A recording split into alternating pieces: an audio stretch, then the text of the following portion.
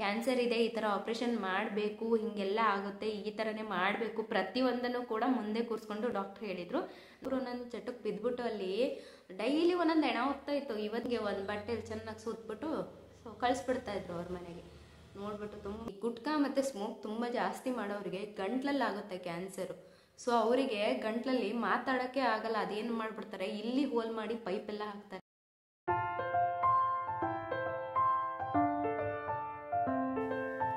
ನಮಸ್ತೆ ಎಲ್ಲರಿಗೂ, ಹೇಗಿದ್ದೀರಾ? ಚೆನ್ನಾಗಿದ್ದೀರಾ ಅಂದ್ಕೊಂಡಿದ್ದೀನಿ. ನಾನು ಕೂಡ ತುಂಬ ಚೆನ್ನಾಗಿದ್ದೀನಿ. ನಾನು ಲಾಸ್ಟ್ ಒಂದು ವಿಡಿಯೋನ ಹಾಕಿದ್ದೆ, ನನ್ನ ಅಪ್ಪಂಗೆ ಕ್ಯಾನ್ಸರ್ ಬಂದಿತ್ತು. ಸೊ ಅದರಲ್ಲಿ ಏನೇನೆಲ್ಲ ನಾವು ಫೇಸ್ ಮಾಡಿದ್ದೇನೆ ಅಂತ ಹೇಳಿಬಿಟ್ಟು ಒಂದು ವಿಡಿಯೋನ ಹಾಕಿದರೆ, ಸೊ ತುಂಬ ಚೆನ್ನಾಗಿ ಅದಕ್ಕೆ ರೆಸ್ಪಾನ್ಸ್ ಮಾಡಿದ್ದೀರಾ. ಸೊ ಅವರು ಯಾವಾಗಲೂ ಚೆನ್ನಾಗಿರಲಿ, ಅಥವಾ ಕೆಲವೊಂದು ಕ್ವಶನ್ಸು ಕೂಡ ಕೇಳಿದ್ದೀರಾ, ಕೆಲವೊಂದು ಬ್ಲೆಸ್ಸಿಂಗ್ ಕೂಡ ಮಾಡಿದ್ದೀರಾ. ಸೊ ಎಲ್ಲರಿಗೂ ಯಾರ್ಯಾರು ಬ್ಲೆಸ್ ಮಾಡಿದ್ರು ಅವ್ರಿಗೆಲ್ಲರಿಗೂ thank you so much. So ಅದಷ್ಟೇ ಅಲ್ಲದೆ ಕೆಲವೊಂದು ಕ್ವಶನ್ಸ್ ಕೂಡ ಕೇಳಿದ್ರಿ. ಸೊ ಕೆಲವೊಂದಕ್ಕೆ ನಾನು ಕಮೆಂಟಲ್ಲೇ ಆನ್ಸರ್ ಕೂಡ ಮಾಡಿದ್ದೀನಿ, ಕೆಲವೊಂದಕ್ಕೆ ಆನ್ಸರ್ ಮಾಡೋಕ್ಕಾಗಿಲ್ಲ. ಕೆಲವೊಂದು ವಾಟ್ಸಪ್ಪಲ್ಲೂ ಕೂಡ ಕೆಲವೊಬ್ಬರು ನನಗೆ ಮೆಸೇಜ್ ಮಾಡಿದ್ರಿ ಕೂಡ. ಸೊ ಇದು ನಿಜವಾಗ್ಲೂ ನಿಜಾನಾ, 4th ಸ್ಟೇಜ್ ಅಂದರೆ ಉಳಿಯೋದು ಕಷ್ಟ, ಸೊ ನಿಜಾನಾ ಅಂತ ಹೇಳ್ಬಿಟ್ಟು, ಸೊ ಅದ್ರ ಬಗ್ಗೆ ಸ್ವಲ್ಪ ಮಾತಾಡೋಣ ಅಂತ ಹೇಳ್ಬಿಟ್ಟು ಇವತ್ತು ವಿಡಿಯೋನ ಸ್ಟಾರ್ಟ್ ಮಾಡಿದ್ದೀನಿ. ಸೊ ಫಸ್ಟ್ ಆಫ್ ಆಲ್ ನಮಗೆ ಹೇಗೆ ಗೊತ್ತಾಯಿತು, ಸುಮಾರಷ್ಟು ಜನ ಕೇಳಿದರು, ನಿಮಗೆ ಹೇಗೆ ಗೊತ್ತಾಯಿತು ಕ್ಯಾನ್ಸರ್ ಬಂತು ಅಂತ, ಹೇಗೆ ಗೊತ್ತಾಯಿತು ಅವರಿಗೆ ಅಂತ ಹೇಳ್ಬಿಟ್ಟು. ಸೊ ನಮಗೆ ಗೊತ್ತಾಗಿದ್ದು ನಾನು ಲಾಸ್ಟ್ ವಿಡಿಯೋದಲ್ಲೂ ಕೂಡ ಹೇಳಿದ್ದೆ ಹೇಗೆ ಗೊತ್ತಾಯಿತು ಅಂತ ಹೇಳ್ಬಿಟ್ಟು. ಸೊ ಬಾಯಿ ಒಳಗಡೆ ಎಂಥ ಹಲ್ಲು ನೋವು ಬಂದಿತ್ತು ಅವರಿಗೆ, ರೈಟ್ ಸೈಡ್ ಆಗಿರೋದು. ನನ್ನ ಅಪ್ಪನಿಗೆ ರೈಟ್ ಸೈಡ್ ಅಂದರೆ ಬಲಗಡೆ ಒಳಗಡೆ ಹಲ್ಲು ನೋವು ಬರ್ತಾ ಇತ್ತು, ದವಡೆ ನೋವು.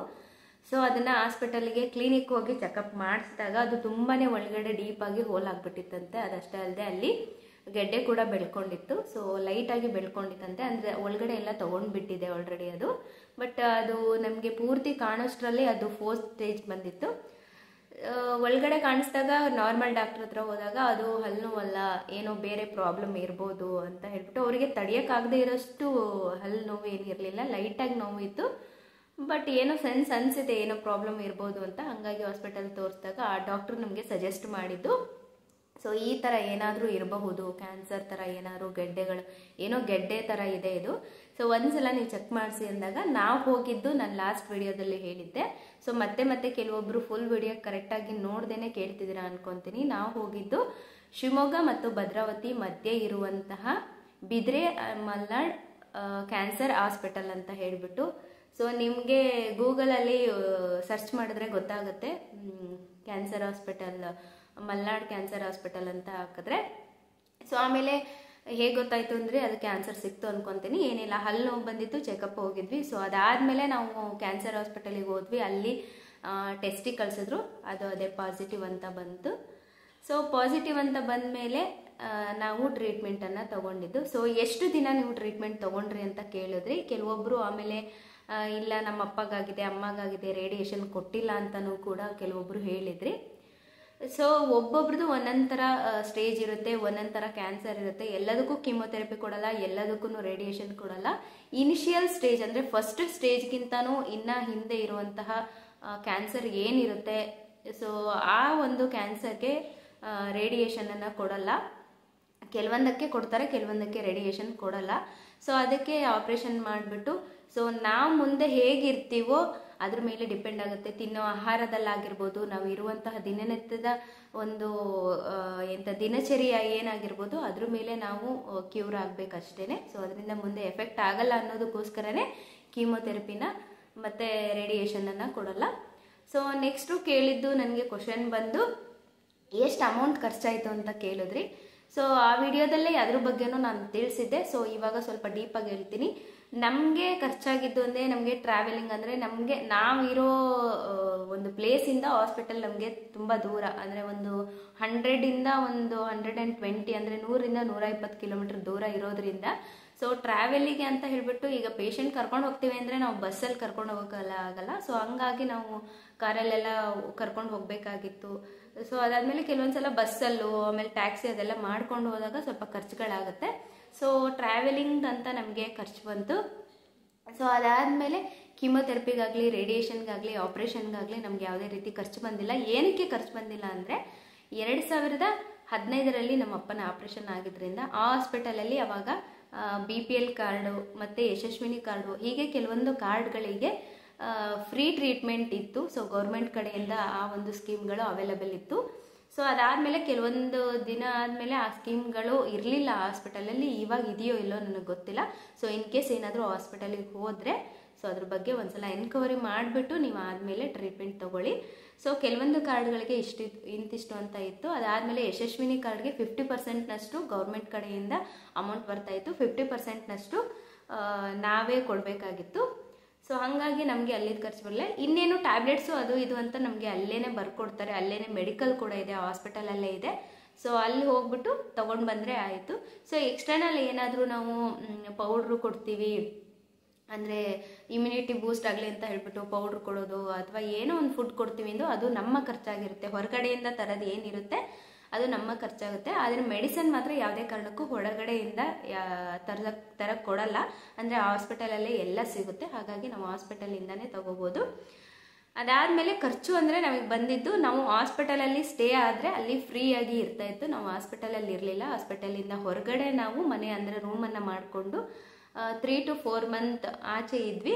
ಸೊ ಅದಕ್ಕೋಸ್ಕರ ನಮಗೆ ಅದರದ್ದು ಸ್ವಲ್ಪ ರೆಂಟ್ ಅಂತ ಹೇಳ್ಬಿಟ್ಟು ಖರ್ಚಾಯಿತು. ಅದಾದಮೇಲೆ 3 to 4 ಮೆಂಬರ್ಸ್ ಇದ್ವಿ. ಆಪ್ರೇಷನ್ ಆಗಿ ICUಯಿಂದ ಮನೆಗೆ ಶಿಫ್ಟ್ ಮಾಡೋವರೆಗೂ 9 days ನಾವು 3 to 4 ಜನ ಅವ್ರ ಜೊತೆಗೆ ಇರೋದ್ರಿಂದ ನಮಗೆ ಊಟದ್ದು ಸ್ವಲ್ಪ ಖರ್ಚು ಬಂತು. ಸೊ ಅದರ್ವೈಸ್ ಅಂದರೆ ಹಾಸ್ಪಿಟಲ್ ಒಳಗಡೆ ನಮಗೆ ಅಷ್ಟಾಗಿ ಏನು ಖರ್ಚು ಬಂದಿಲ್ಲ. ಸೊ ಅದಾದಮೇಲೆ 1 ವರ್ಷ ಆದಮೇಲೆ ಅವರಿಗೆ ಅದೇ ಅವಾಗವಾಗ ಟೆಸ್ಟು ಅದೆಲ್ಲ ಇರುತ್ತೆ ಅಲ್ವಾ. ಆ ಸ್ಕೀಮ್ ಏನಿರುತ್ತೆ ಅದು ಆಪ್ರೇಷನ್, ಕೀಮೋಥೆರಪಿ, ರೇಡಿಯೇಷನ್ ಇದಿಷ್ಟಕ್ಕೆ ಮುಗಿದೋಯ್ತು. ಅದಾದಮೇಲೆ ಮನೆಗೆ ಬಂದ್ವಿ. 2 days ಒಂದ್ಸಲ ಚೆಕಪ್ಪಿಗೆ ಏನು ಹೋಗ್ತೀವಿ ಅಲ್ವಾ. ಸೊ ಅದಾದಮೇಲಿನ ಖರ್ಚೆಲ್ಲ ಏನಿರುತ್ತೆ ಅದು ನಮ್ಮದೇ ಆಗಿರುತ್ತೆ. ನಾವೇನೇ ಟೆಸ್ಟಿಗೆ ಕೊಡೋದಿದ್ರು ಮತ್ತು ಅಲ್ಲಿ ಚೆಕಪ್ ಏನೇ ಇದ್ರೂ ಕೂಡ ಸೊ ಅದು ನಮ್ಮ ಖರ್ಚಿಗೆ ಬರುತ್ತೆ.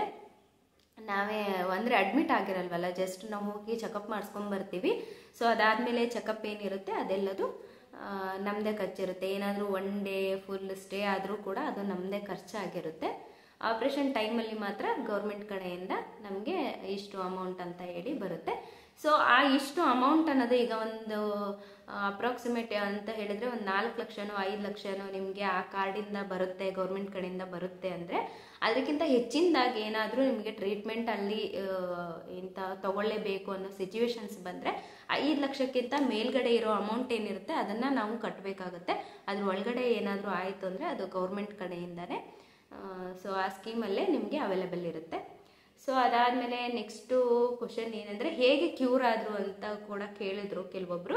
ಸೊ ಅವ್ರು ಹೇಗೆ ಕ್ಯೂರ್ ಆದರು ಅಂದರೆ ಅದೇ ರೇಡಿಯೋ ಮತ್ತು ಕೀಮೋಥೆರಪಿ. ಮೇನಾಗಿ ಅವರಿಗೆ ವಿಲ್ ಪವರ್ ಜಾಸ್ತಿ, ತುಂಬಾ ಧೈರ್ಯ ಇತ್ತು. ಅವ್ರು ಯಾವುದಕ್ಕೂ ಭಯ ಪಟ್ಕೊಳ್ಲಿಲ್ಲ. ಮನೆಗೆ ಬಂದ ಮೇಲೂ ಅಷ್ಟೇ ನಮ್ಮ ಮನೆಯವರಾಗಿರ್ಬೋದು, ನಾನಾಗಿರ್ಬೋದು, ಎಲ್ಲರೂ ಕೂಡ ಅಷ್ಟೇ ನಾವು ಚೆನ್ನಾಗಿ ನೋಡ್ಕೊಂಡ್ವಿ. ಫುಡ್ಡಲ್ಲಿ ಕೂಡ ನಮಗೆ ಅಂದರೆ 2 hours ಒಂದು ಸಲ ಏನಾದರೂ ತಿನ್ನೋಕೆ ಕೊಡ್ತಾನೆ ಇರಿ. ಸೊ ಏನಾದ್ರು ಹೆಲ್ತಿ ಫುಡ್ಡು ಈ ಥರ ಬಾಡಿಗೆ ಇಮ್ಯುನಿಟಿ ಜಾಸ್ತಿ ಸಿಗುವಂಥದ್ದು ಅಂತ ಕೂಡ ಹೇಳಿದರು. ಸೊ ಹಾಗಾಗಿ ನಾವು 2 hours once ಊಟ ಕೊಡ್ತಾನೆ ಇದ್ವಿ. ಸೊ ಬಾಯಿ ಆಪ್ರೇಷನ್ ಆಗಿರೋದ್ರಿಂದಾಗಿ ಅವರಿಗೆ ಬಾಯಲ್ಲಿ ತೊಗೊಳಕ್ಕಾಗ್ತಿರ್ಲಿಲ್ಲ.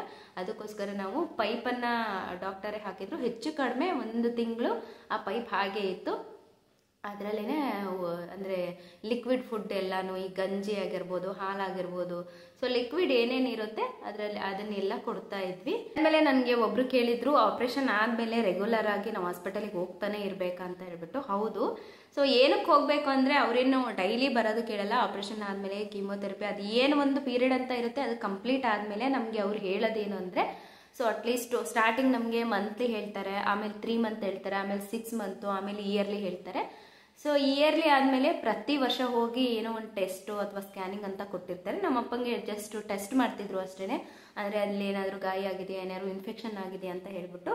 ಸೊ 2 ರಿಂದ 3 ವರ್ಷ ನಾವು ಹೋಗಿದ್ವಿ ಚೆಕಪ್ಪಿಗೆಲ್ಲಾನು. ಸೊ ಅದಾದಮೇಲೆ ಸೆಕೆಂಡ್ ಟೈಮ್ ಅದೇ ಹೇಳಿದ್ನಲ್ಲ ಟೆಸ್ಟಿಗೆ ಕೊಟ್ಟಿದ್ವಿ, ಅದು ಕೂಡ ನೆಗೆಟಿವ್ ಬಂತು ಅಂತ ಹೇಳ್ಬಿಟ್ಟು ಅದಾದಮೇಲೆ ನಾವು ಹೋಗೋಕೆ ಹೋಗಲಿಲ್ಲ. ಸೊ ನಾವು ಸುಮಾರು ಸಲ ನನ್ನ ಅಪ್ಪಂಗೆ ಹೇಳಿದ್ವಿ ಹೋಗಿ ಬರೋಣ ಇನ್ನೊಂದ್ಸಲ ಮತ್ತೆ ಇಯರ್ಲಿ ಒಂದ್ಸಲನಾದರೂ ಚೆಕಪ್ ಮಾಡಿಸ್ಕೊಂಬರೋಣ ಅಂತ ಹೇಳ್ಬಿಟ್ಟು. ಅವರು ಬೇಡ ಅಂದರು. ಹಾಗಾಗಿ ಸೊ ಲೋಕಲ್ ಚೆಕಪ್ಪನ್ನು ಮಾಡಿಸ್ಕೊಬೋದು, ಅಲ್ಲಿಗೆ ಹೋಗಬೇಕು ಅಂತಲೂ ಏನಿಲ್ಲ. ಲೋಕಲ್ ಡಾಕ್ಟರ್ಸ್ ಏನಿರ್ತಾರೆ. ಸೊ ನಮಗೆ ಕಾಲ್ ಕೂಡ ಬಂದಿತ್ತು ಹಾಸ್ಪಿಟಲಿಂದನೇ, ನಿಮಗೆ ಇಲ್ಲಿಗೆ ಬರೋಕ್ಕಾಗಲ್ಲ ಅಂದರೆ ಅಟ್ಲೀಸ್ಟ್ ಲೋಕಲ್ ಚೆಕಪ್ ಆದರೂ ಅಲ್ಲಿ ಇರೋಂಥ ಕ್ಲಿನಿಕಲ್ಲೇ ಚೆಕಪ್ ಕೂಡ ಮಾಡಿಸ್ಕೊಬೋದು ಅಂತ. ಸೊ ಆ ಚೆಕಪ್ಪನ್ನು ಇವರು ಮಾಡಿಸ್ಕೊತಾ ಇದ್ದಾರೆ. ಇಯರ್ಲಿ ಒಂದ್ಸಲ ಆ ಚೆಕಪ್ಪನ್ನು ಮಾಡಿಸ್ಕೊತಾ ಇದ್ದಾರೆ. ಸೊ ಇಷ್ಟು ಆಗಿದ್ದು. ಅದಾದಮೇಲೆ 4th ಸ್ಟೇಜ್ ಹೇಗೆ ಗೊತ್ತಾಯಿತು ಅಂತ ಕೂಡ ಕೇಳಿದ್ರಿ. ಸೀರಿಯಸ್ಲಿ ಹೇಳಬೇಕಂದ್ರೆ ನಮಗೆ ಆಪ್ರೇಷನ್ ಆಗೋವರೆಗೂ ಕೂಡ ನನಗೆ 4th ಸ್ಟೇಜ್ ಅಂತ ಸೀರಿಯಸ್ಲಿ ಗೊತ್ತಿರಲಿಲ್ಲ. ಸೊ ಏನೋ ಮೈನರಾಗಿ ಆಗಿದೆ, ಹುಷಾರಾಗುತ್ತೆ, ಇದೇ ಥರ ಇದ್ವಿ. ಸೊ ಅದಾದಮೇಲೆ ರಿಪೋರ್ಟ್ ಮೊದಲೇ ಬಂದಿತ್ತು, ಬಟ್ ಆ ರಿಪೋರ್ಟಲ್ಲಿ 4th ಸ್ಟೇಜ್ ಅನ್ನೋದನ್ನು ನಾನು ನೋಡಿರಲಿಲ್ಲ. ಎಸ್ಪೆಷಲಿ ಹೇಳಬೇಕಂದ್ರೆ ಅದಾದಮೇಲೆ ರಿಪೋರ್ಟಲ್ಲಿ ನಾನು ನೋಡಿದಾಗ ನನಗೆ ಶಾಕ್ ಆಯಿತು. ಸೊ 4th ಸ್ಟೇಜಲ್ಲಿದೆ ಅಂತ. ಅವಾಗ ಭಯ ಕೂಡ ಆಗಿತ್ತು ನನಗೆ, 4th ಸ್ಟೇಜು ಕ್ಯಾನ್ಸರು ಅಂತ ಹೇಳಿಬಿಟ್ಟು.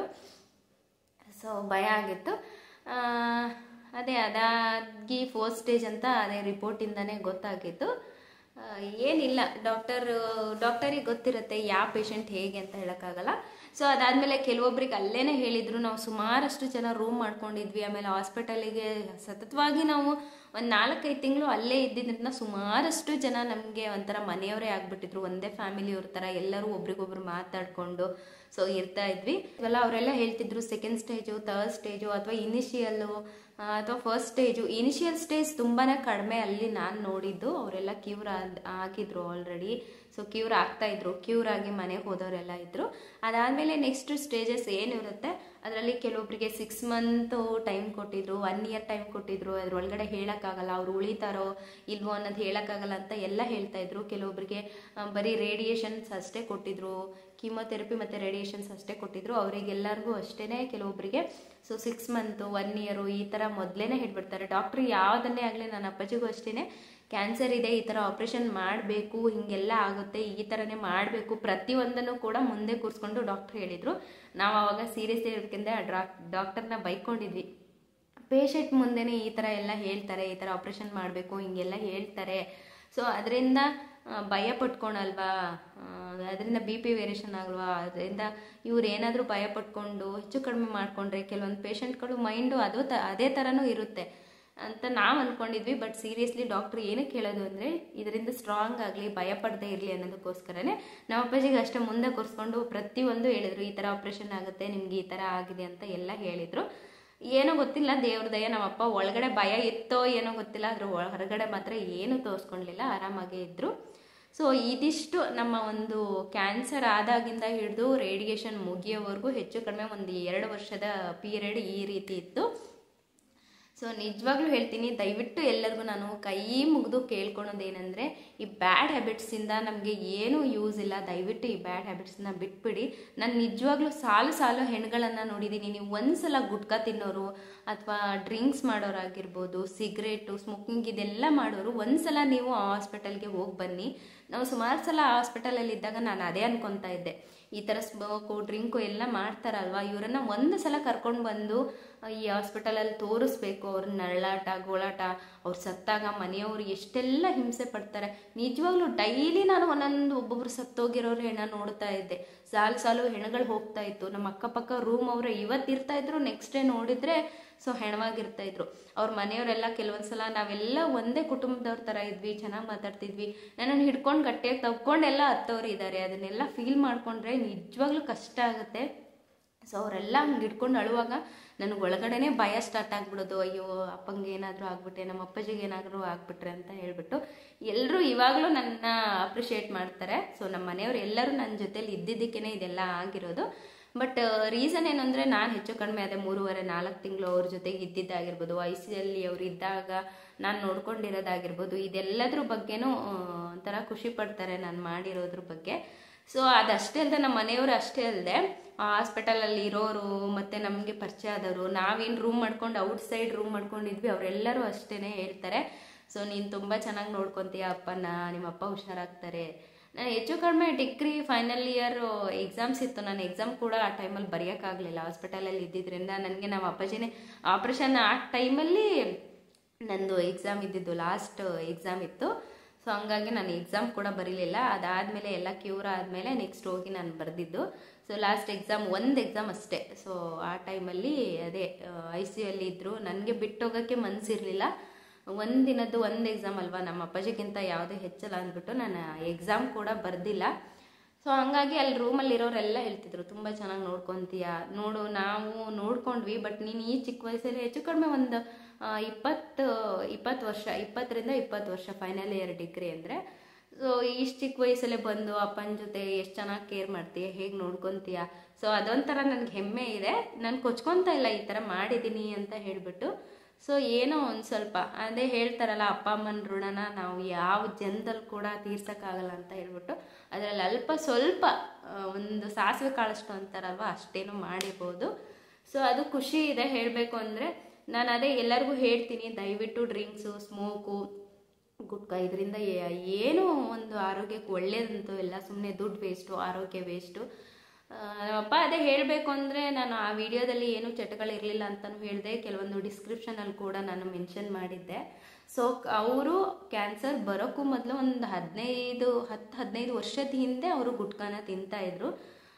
ಕ್ಯಾನ್ಸರ್ ಬರೋ ಒಂದು 10-15 ವರ್ಷದ ಹಿಂದೆ ಅದು ಯಾವುದೇ ರೀತಿಯಾದಂಥ ಗುಟ್ಕಾ ಆಗಲಿ ಅಥವಾ ಏನೇ ಬ್ಯಾಡ್ ಹ್ಯಾಬಿಟ್ಸ್ ಇರಲಿಲ್ಲ, ಅದು ಒಂದೇ ಇತ್ತು 10-15 ವರ್ಷದ ಹಿಂದೆ. ಸೊ ಮೇ ಬಿ ಒಂದು 2015 ಅಂದರೆ ಅವರಿಗೆ ಒಂದು 2000 ಇಸ್ವಿಲೋ ಏನೋ ಅವ್ರಿಗೆ ಆ ಥರ ತಿಂತಾಯಿದ್ರು ಗುಟ್ಕಾನ. ಸೊ ಅದಾದಮೇಲೆ ನಮಗೆ ಸ್ವಲ್ಪ ಅಂದರೆ ನನ್ನ ಸಿಸ್ಟರ್ಸು ಎಲ್ಲ ಹೇಳ್ಬಿಟ್ಟು ಅವರಿಗೆ ಅರ್ಥ ಆಗಿ ಬೇಡ ಸುಮ್ಮನೆ ಯಾಕೆ ಅಂತ ಹೇಳಿ ಗುಟ್ಕಾನ ಬಿಟ್ಬಿಟ್ರು. ಅದಾದಮೇಲೆ 15 ವರ್ಷ ಆದಮೇಲೆ ಅವರಿಗೆ ಕ್ಯಾನ್ಸರ್ ಅಟ್ಯಾಕ್ ಆಗಿತ್ತು. ಸೊ ಅದಕ್ಕೆ ಹೇಳ್ತೀನಿ, ಗುಟ್ಕಾ ತಿನ್ನೋರಿಗೆ ಅಂತ ಅಲ್ಲ, ಈಗಿನ ಫುಡ್ಡು, ವೆದರು ಎಲ್ಲ ನೋಡಿದ್ರೆ ಹೇಗೆ ಬರುತ್ತೆ, ಯಾಕೆ ಬರುತ್ತೆ ಅಂತಲೇ ಗೊತ್ತಾಗಲ್ಲ. ಸೊ ಅಂಥದ್ರಲ್ಲಿ ನಾವು ಈ ಥರ ಎಲ್ಲ ಬ್ಯಾಡ್ ಹ್ಯಾಬಿಟ್ಸ್ ಇಟ್ಕೊಂಡ್ರೆ ಬರದೇ ಇರುತ್ತಾ? ಏನಾದರೂ ಒಂದು ಕಾಯಿಲೆಗಳಂತೂ ಬಂದೇ ಬರುತ್ತೆ. ಈ ಸ್ಮೋಕಿಂದ ಹಾರ್ಟ್ ಪ್ರಾಬ್ಲಮ್ ಆಗುತ್ತೆ, ಮತ್ತು ಲಿವರು, ಲಂಗ್ಸು, ಅದು ಇದು ಅಂತ ಪ್ರಾಬ್ಲಮ್ ಆಗ್ತಾನೆ ಇರುತ್ತೆ. ದಯವಿಟ್ಟು ಇದೆಲ್ಲ ಕೆಟ್ಟ ಚಟಗಳನ್ನು ಬಿಡಿ. ಸೊ ಆದಷ್ಟು ಆರೋಗ್ಯದ ಬಗ್ಗೆ ಕಾಳಜಿ ವಹಿಸಿ. ಒಂದ್ಸಲ ನೀವು ಸ್ಮೋಕ್ ಬಿಡಬೇಕು, ಡ್ರಿಂಕ್ಸ್ ಬಿಡಬೇಕು, ಮತ್ತು ನೀವು ಏನು ಗುಟ್ಕಾ, ಪಾನ್ ಅದು ಇದು ತಿನ್ನೋದು ಏನಿದೆ ಆ ಚಟಗಳನ್ನು ಬಿಡಬೇಕು ಅಂದರೆ ಒಂದ್ಸಲ ಆ ಥರದ ಒಂದು ಹಾಸ್ಪಿಟಲಿಗೆ ಹೋಗಿ ಅಲ್ಲಿರುವಂಥ ಪೇಷಂಟ್ಗಳ ಗೋಳಾಟ, ನರಳಾಟ ಎಲ್ಲ ನೋಡ್ಕೊಂಡು ಬನ್ನಿ. ಈ ಗುಟ್ಕಾ ಮತ್ತು ಸ್ಮೋಕ್ ತುಂಬ ಜಾಸ್ತಿ ಮಾಡೋರಿಗೆ ಗಂಟ್ಲಲ್ಲಾಗುತ್ತೆ ಕ್ಯಾನ್ಸರು. ಸೊ ಅವರಿಗೆ ಗಂಟ್ಲಲ್ಲಿ ಮಾತಾಡೋಕ್ಕೆ ಆಗಲ್ಲ. ಅದೇನು ಮಾಡಿಬಿಡ್ತಾರೆ, ಇಲ್ಲಿ ಹೋಲ್ ಮಾಡಿ ಪೈಪೆಲ್ಲ ಹಾಕ್ತಾರೆ. ಅವರಿಗೆ ತಿನ್ನೋಕ್ಕೂ ಆಗಲ್ಲ, ಮಾತಾಡೋಕ್ಕೂ ಆಗಲ್ಲ. ಎಷ್ಟು ಕಷ್ಟ ಅಂದರೆ ಅವ್ರದ್ದಂತೂ ತುಂಬ ಕಷ್ಟ. ಸೊ ಅದಕ್ಕೋಸ್ಕರ ಹೇಳ್ತೀನಿ, ದಯವಿಟ್ಟು ಆ ದುಷ್ಟ ಚಟಗಳನ್ನು ಬಿಟ್ಬಿಡಿ. ಅದೇ ದುಡ್ಡೆಲ್ಲ ಏನೋ ತೊಗೊಂಡು ತಿನ್ನಿ, ಹೆಲ್ತಿಯಾಗಿರೋವಂಥದ್ದು. ಅದನ್ನು ಬಿಟ್ಟು ಈ ಥರ ನೀವೇನೋ ಆ ಥರ ಚಟಗಳಿಗೆ ಬೀಳ್ತೀರಾ, ಸೊ ನಿಮಗೇನೋ ಆಗುತ್ತೆ ಅಥವಾ ನೀವು ಸತ್ತೇ ಹೋಗ್ತೀರಾ ಅಂದ್ಕೊಳ್ಳಿ. ಮನೆಯವರು ಹೇಗಿರ್ಬೇಕು ಹೇಳಿ ಅಲ್ವಾ? ಸೊ ಅದಕ್ಕೋಸ್ಕರ ಹೇಳ್ತೀನಿ, ದುಶ್ಚಟಗಳನ್ನೆಲ್ಲ ಬಿಟ್ಬಿಡಿ. ಸೊ ನಿಜವಾಗ್ಲೂ ಸೀರಿಯಸ್ಲಿ ಹೇಳ್ತಾ ಇದ್ದೀನಿ, ಒಬ್ಬೊಬ್ರು ಒಂದೊಂದು ಚಟಕ್ಕೆ ಬಿದ್ದುಬಿಟ್ಟು ಅಲ್ಲಿ ಡೈಲಿ ಒಂದೊಂದು ಹೆಣ ಹೋಗ್ತಾ ಇತ್ತು. ಇವತ್ತು ಇದ್ದಾರೆ, ನಮ್ಮ ಪಕ್ಕದಲ್ಲೇ ಇದ್ದಾರೆ, ಪಕ್ಕದ ಬೆಡ್ಡಲ್ಲೇ ಇದ್ದಾರೆ ಅನ್ನೋರು ನೆಕ್ಸ್ಟ್ ಡೇ ಇರ್ತಾ ಇರಲಿಲ್ಲ. ಹಿಂಗೆ ಒಂದು ಬಟ್ಟೆಲಿ ಚೆನ್ನಾಗಿ ಸೂತ್ಬಿಟ್ಟು ಸೊ ಕಳಿಸ್ಬಿಡ್ತಾಯಿದ್ರು ಅವ್ರ ಮನೆಗೆ. ನೋಡ್ಬಿಟ್ಟು ತುಂಬ ಭಯ ಆಗ್ತಾಯಿತ್ತು. ಆಮೇಲೆ ಅಲ್ಲಿ ಅಳೋರು ಎಷ್ಟು, ಕರೆಯೋರು ಎಷ್ಟು, ಉಪಾಧ್ಯವರೇ, ತುಂಬ ಅಂದರೆ ತುಂಬ ಕಷ್ಟ. ದಯವಿಟ್ಟು ಕೆಟ್ಟ ಚಟಗಳನ್ನು ಮಾಡಬೇಡಿ. ಈ ರೀತಿ ಒಂದು ಕಾಯಿಲೆಗೆ ಬೀಳಬೇಡಿ. ಏನೂ ಇಲ್ಲ, ಆರಾಮಾಗಿ ಇದ್ದೀವಿ ಅಂದರೂ ಕೂಡ ನಮ್ಮನ್ನ ಕಾಯಿಲೆಗಳು ಬಿಡ್ತಾ ಇಲ್ಲ. ಅಂಥದ್ರಲ್ಲಿ ಈ ಥರ ಕೆಟ್ಟ ಚಟ ಮಾಡಿದ್ರೆ ಬಿಡುತ್ತಾ? ಸೊ ಇದೇನೋ ಹೇಳಬೇಕು ಅನ್ನಿಸ್ತು. ಕೆಲವೊಂದು ಕ್ವಶನ್ಸ್ಗೂ ಕೂಡ ನಾನು ಆನ್ಸರ್ ಮಾಡಿದ್ದೀನಿ ಅಂತ ಅಂದ್ಕೊತೀನಿ. ಸೊ ಈ ವ್ಲಾಗ್ನ ಇಲ್ಲಿಗೆ ಎಂಡ್ ಮಾಡ್ತೀನಿ. ಸೊ ನಾಳೆ ಮತ್ತೆ ಹೊಸ ವಿಡಿಯೋದಲ್ಲಿ ಸಿಗ್ತೀನಿ. ಈ ವಿಡಿಯೋ ಇಷ್ಟ ಆದರೆ ಲೈಕ್ ಮಾಡಿ, ಶೇರ್ ಮಾಡಿ, ಹಾಗೆ ನನ್ನ ಚಾನಲ್ನ ಸಬ್ಸ್ಕ್ರೈಬ್ ಮಾಡ್ಕೊಳೋದನ್ನು ಮರಿಬೇಡಿ. ಸೊ ಪ್ಲೀಸ್ ನನ್ನ ಚಾನಲ್ನ ಸಬ್ಸ್ಕ್ರೈಬ್ ಮಾಡಿಕೊಂಡು ಸಪೋರ್ಟ್ ಮಾಡಿ. ಮತ್ತೆ ನಾಳೆ ಹೊಸ ವಿಡಿಯೋದಲ್ಲಿ ಸಿಗ್ತೀನಿ. ಅಲ್ಲಿವರೆಗೂ ನಮಸ್ಕಾರ.